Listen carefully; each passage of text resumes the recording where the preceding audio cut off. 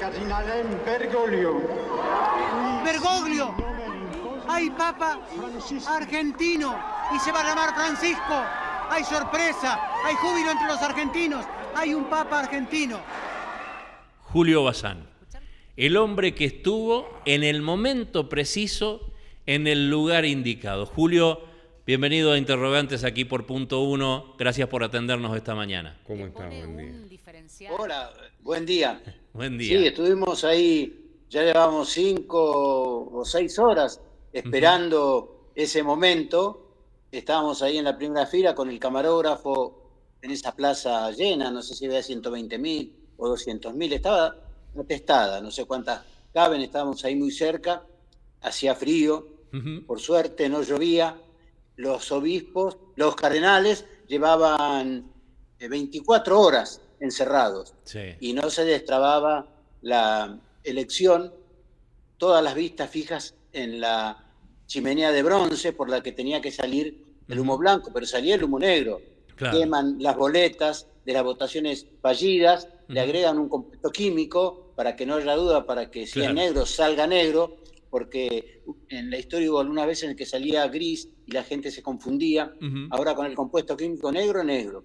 Exacto. De repente se posa en la chimenea una gaviota blanca. Y entonces yo pienso en el pobrecito de Asís, en San Francisco de Asís, el que le predicaba amor a los pájaros. Sí. Inmediatamente pienso en la historia, ningún papa quiso llamarse Francisco, no había papa Francisco. Pensamientos que tenía mientras esperábamos.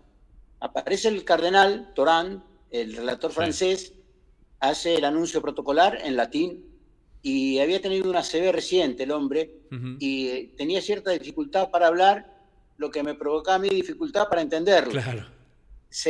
Él dice Georgium Marium y se me pasó. Santi Espíritu Santo, Bergoglio. Ahí cuando dijo Bergoglio, ya se me explotó el corazón, se me cerró la garganta. Que ustedes escuchan, yo empecé, y el camarón dice, dale. Y ahí fue que hice este anuncio, que fue el más importante de mi carrera periodística. Yo estaba rodeado de argentinos, a propósito, lo busqué. Claro. Había laicos y religiosas, y cuando ellos tampoco habían entendido, cuando yo dije, hay papa argentino, ahí prorrumpieron en gritos de júbilo, y una de las religiosas decía, es una gracia de Dios, no lo esperaba, nadie lo esperaba. Nadie lo esperaba. Realmente, porque vos habías estado, y además, en aquel momento, no figuraba entre los papables, ¿no? Por ahí unos decían, no, puede ser este, puede ser el otro, puede ser el otro. Alguien lo nombraba ahí muy, muy de pasada, pero no era fijo, digamos, ¿no? No. Porque él, en el cónclave anterior, era el que llevaba mayor cantidad de votos, pero también el que después fue Benedicto tenía una apreciable cantidad de votos y no se destrababa. Les digo, acá estuvieron un día entero, allá pasaban los días, no se destrababa, entonces Bergoglio se hizo a un costado y dijo, yo me salgo de la carrera, que sea Papa Benedicto. Y para ese cónclave, él estaba señalado como un gran elector, como un influyente, pero no para nada candidato. Yo seguía, por supuesto, y hablaba con los expertos vaticanistas de décadas que tenían sus candidatos, y en los diarios, primero eran 20, después 10.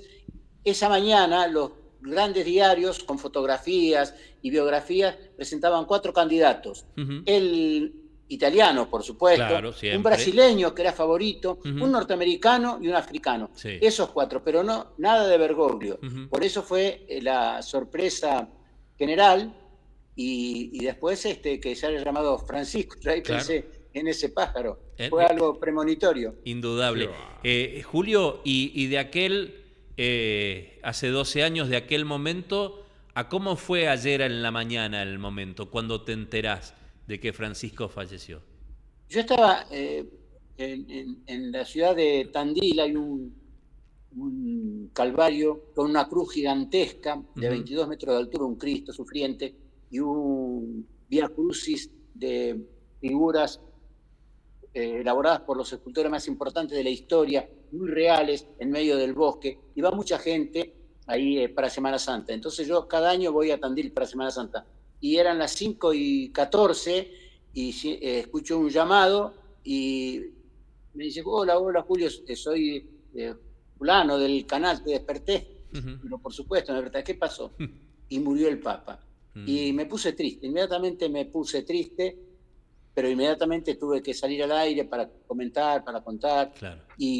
pero todavía conservo esa tristeza. Ujú. Yo lo conocí a él ya desde hace mucho, desde que era obispo, cuando visitaba las villas de emergencia, las fábricas recuperadas, esas que fundían o vaciaban los empresarios y los obreros sin trabajo, las ponían en funcionamiento. Él iba ahí a alentarlos, él siempre estuvo con los pobres, siempre con esa cara seria, reconcentrada. Sí. Y ni qué decir cuando de la catedral fustigaba a los gobiernos Claro. reclamando medidas en favor de los pobres. Yo lo conocí ahí así bastante a Bergoglio.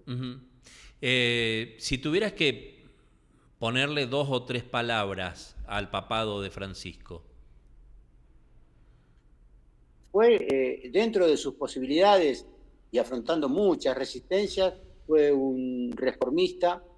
A él le quedó pendiente darle un papel más importante a las mujeres, esa era su intención. Lo que pasa es que él tuvo poco tiempo, porque llegó grande de edad y limitado por la enfermedad. A él le faltaba un pedazo de pulmón. Mucha gente simplifica que ya le faltaba un pulmón. No, no le faltaba un pulmón, pero le habían sacado un pedazo Una sección de pulmón cuando joven. Yo me acuerdo, Juan Pablo II, cuando lo nombraron papa, era un joven, era el atleta de Dios, subía montañas, claro. Y estuvo décadas, y él estuvo solamente 12 años, pero yo creo que va a pasar a la historia como uno de los papas importantes por lo que hizo. Había empezado Benedicto, pero realmente el que le puso una actitud enérgica, drástica, para castigar a los curas abusadores fue el Papa Francisco. Eso también va a formar parte de su legado.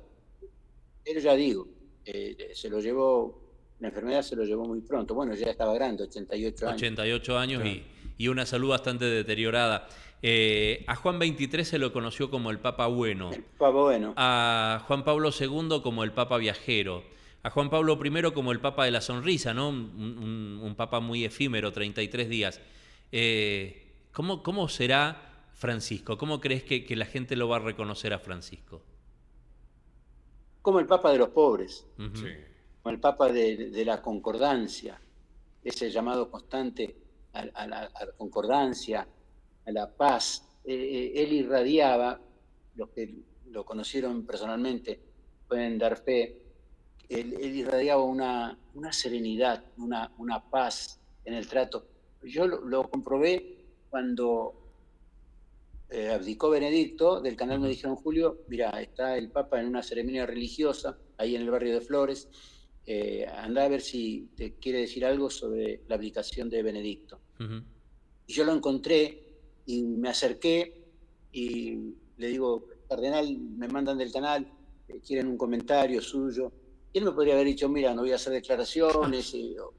Él se acercó, yo tenía en una mano el micrófono, me tomó la otra mano entre sus dos manos cálidamente y me dijo, Julio, mira, no es prudente que yo haga declaraciones ahora. O sea que se tomó la molestia de explicarme y así era él, así era él. Así que hay una cosa que a mí también lo recuerdo. Yo les dije, en la fábrica, en las villas, fustigando al gobierno, siempre enojado. Sí. Y yo estaba contento cuando hacía la transmisión y mis compañeros me decían del canal, Julio, estás transmitiendo con una sonrisa de feliz cumpleaños. Y yo les dije, yo descubrí una sonrisa más grande, la del Papa, porque la primera vez que salió en el Papa Móvil, en la Plaza San Pedro, atestada como un barco en un mar, iba avanzando, y recibía el cariño de la gente, y se le hizo una sonrisa tan grande que después ya no la perdió. A él le gustaba ese contacto con la gente. Yo lo vi en Río de Janeiro, lo acompañé en Paraguay, en Chile.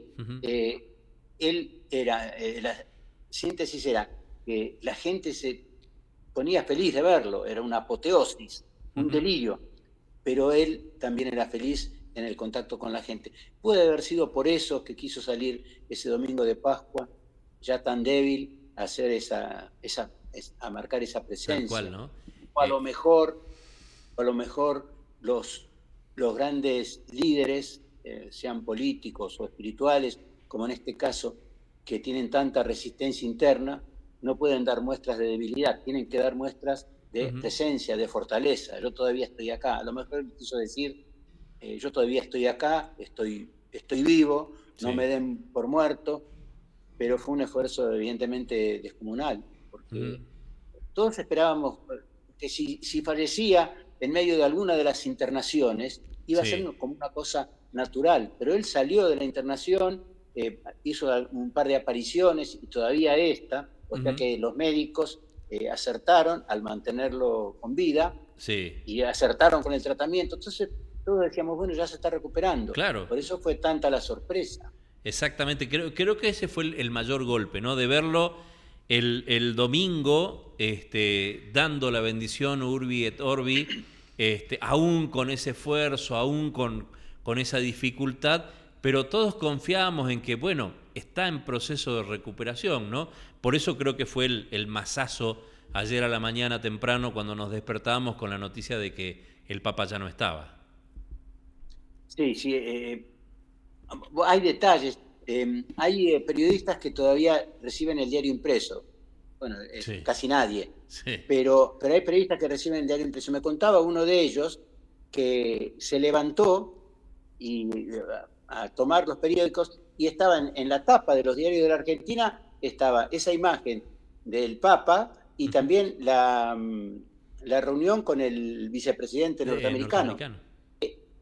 Habían quedado, porque cuando el periodista vio eso, que era la tapa de un diario como supuestamente una novedad, el Papa ya había fallecido. Tal cual. Pero se va a sentir y no vino a la Argentina. Ese es el gran misterio de por qué no vino a la Argentina. Se lo llevó a la tumba. Porque nunca lo dejó trascender. Él decía, bueno, yo ya estuve 76 años en la Argentina, me necesitan en otra parte del mundo. Sí. Lo que es cierto, porque él fue a lugares donde el catolicismo, a algunos lugares donde el catolicismo estaba en peligro por el avance de los cultos evangelistas, por ejemplo en Brasil, por ejemplo en Paraguay. Él no fue a España, donde el catolicismo está fuerte como un roble. Desde ese punto de vista puede aceptarse esa aplicación, pero yo creo que es una excusa. Pero el tema, el otro tema que uno puede poner en el análisis es el costado político. Seguro. Lamentablemente los argentinos redujimos con una mirada reductora, lo metimos en la grieta, en la pequeña grieta política mezquina argentina. Él, que tiene una labor universal, acabó un escándalo cuando le mandó como dicen los chicos hoy, le bajamos el precio y lo redujimos al Papa argentino, olvidándonos que era la gran figura internacional, el gran influyente internacional, ¿no? Que lo vamos a ver el sábado, entiendo yo, cuando sea la misa exequial ahí en San Pedro, ¿no? Claro, porque acá hubo un escándalo, le cayó mal a mucha gente que le haya enviado un rosario a Milagro Sala, detenida. Él, cuando lo nombraron Papa, lo primero que hizo a la madrugada del día siguiente es ir hasta la iglesia de Santa María, ahí en Roma, agradecerle a la Virgen que lo hubieran consagrado Papa. Él era muy mariano, muy devoto de la Virgen de Luján. Y era Semana Santa. Claro. Y era la ceremonia del lavatorio de pies. ¿Qué pies eligió ir a lavar Francisco en esa fecha? Los pies de unos presos de una cárcel de Roma. Desde el principio, él dijo, cuando no era Papa, estaba con los pobres, con los marginados. Ahora soy Papa y yo sigo privilegiando a los pobres y a los marginados en una labor espiritual, ¿no? Exacto. Julio, abusando de tu confianza y de aquella premonición cuando viste esa gaviota ahí en la chimenea, ¿qué crees que viene en la iglesia? ¿Qué crees que va a pasar? ¿Quién puede ser el próximo Papa? Bueno, hay varios elementos. Francisco argentinizó la iglesia, puso en dicasterios claves a argentinos. Y además nombró muchos cardenales. en aquel cónclave recuerdo que eran 115, ahora no sé exactamente cuál es el número, pero 138 ahora. Ahora, porque él nombró a muchos de los que van a votar ahora fueron designados por él. por él. No sé, eso no quiere decir que vayan a votar lo que él hacía en su papado, Claro. Uh-huh. pero hay cierta inquietud. Yo la comparto un poco, porque él es un reformista dentro de sus posibilidades. Él le quedó trunco, él había manifestado que quería realzar el papel de la mujer Uh-huh. en la iglesia. Sí. Y yo tengo miedo que vuelvan para atrás, Uh-huh. que vuelvan, que es uno de los peligros. Tradicionalistas, Uh-huh. lo más tradicionalistas. Así que, a ver, bueno, dicen que el Espíritu Santo también mete la mano ahí para la elección del Papa, así que los católicos tenemos que confiar también en el Espíritu Santo. Tal cual. Julio, gracias por atendernos esta mañana. Muy gusto. amable. Ha sido un placer. Abrazo Un grande. saludo a la audiencia. Chao. Gracias, muchas gracias. Julio Bazán con nosotros. Bueno, que tú